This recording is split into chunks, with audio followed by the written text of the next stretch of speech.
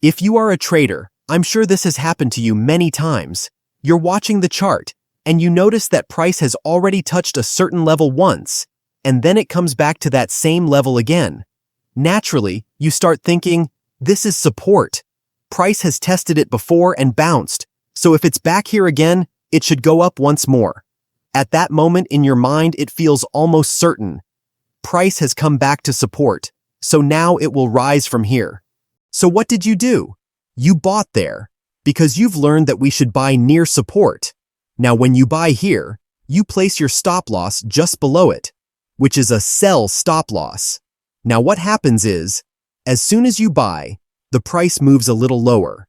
Your stop loss is hit, and after that, the price goes up. That means what you thought, that the price would rise, actually did happen. But first, your stop loss was triggered, and because of that, you couldn't make money. This whole game is done for a liquidity sweep, or a liquidity grab. So first, let's take an example. Suppose this is a stock whose price is near its support. Whenever the price comes near support, you know the chances of price rising are high. Big institutions also know that when price comes here, the chances of it going up are high. Now look, maybe you just want to buy 100 units. That's easy for you.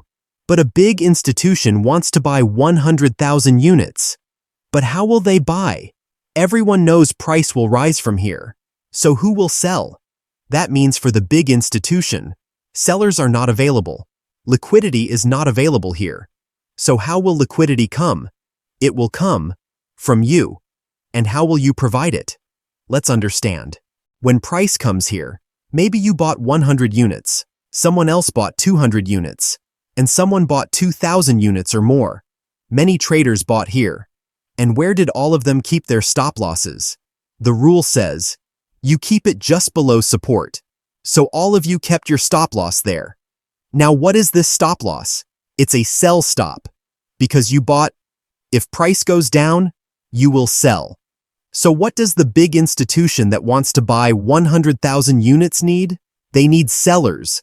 But here, everyone is buying.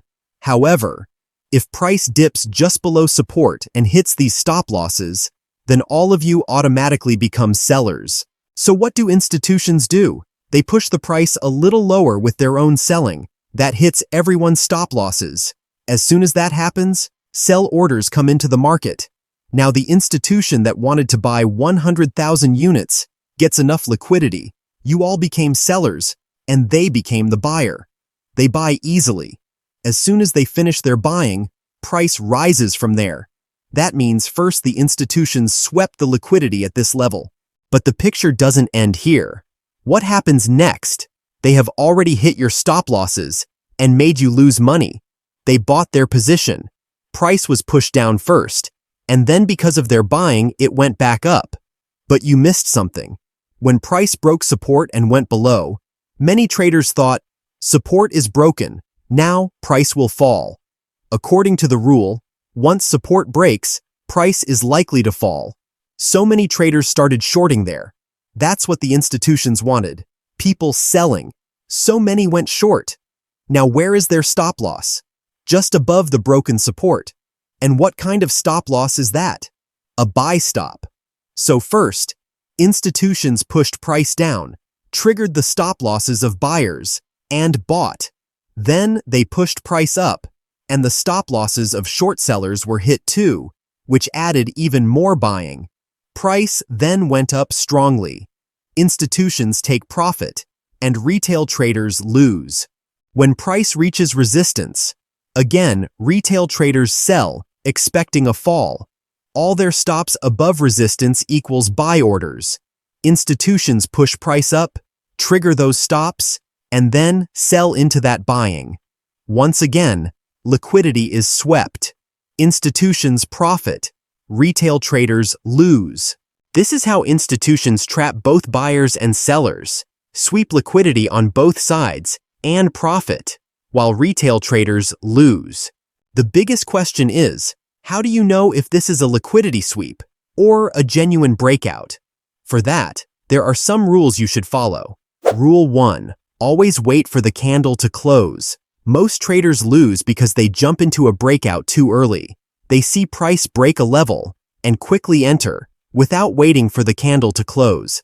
If you wait until the candle closes, you'll often see that what looked like a breakout was actually fake.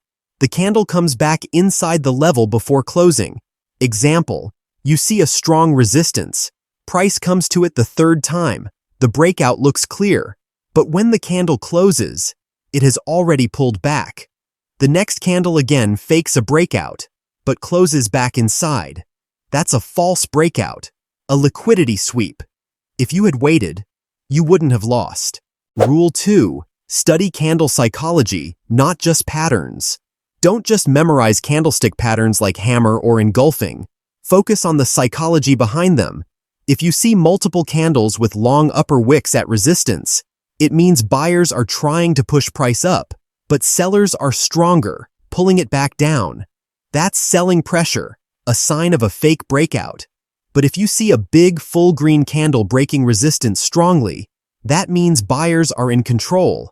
In that case, it could be a real breakout, a liquidity run, not just a sweep. Still, trading has no exact rules. You must judge case by case. Rule 3. Check for fair value gap, FVG. This is part of smart money concepts. A fair value gap is an imbalance created when a big candle leaves a gap, compared to the candle before and after it. If a breakout happens with a clear FVG, chances are it's genuine. If there's no gap, it might be fake. Example, before breakout, mark the high of the candle before it and the low of the candle after the breakout. If there's a gap in between, that's your FVG. It means buyers were fully in control, so price is less likely to fall back immediately. Rule 4. Always check multiple timeframes. If you see a breakout on the 1-hour chart, confirm it on the 4-hour and the 15-minute too. This gives more clarity.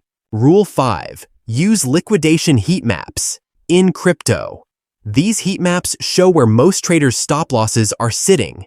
And guess what? Price loves to target those zones.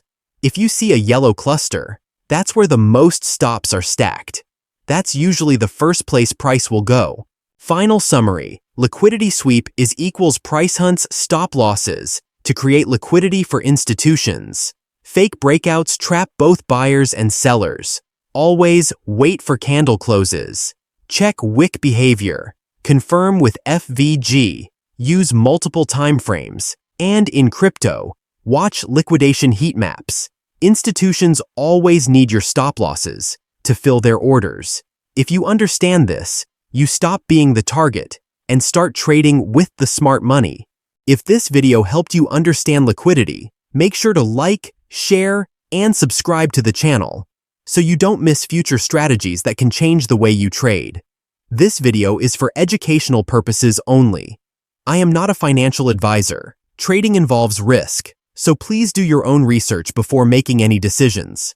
TradingView.com charts have been used in this video for explanation.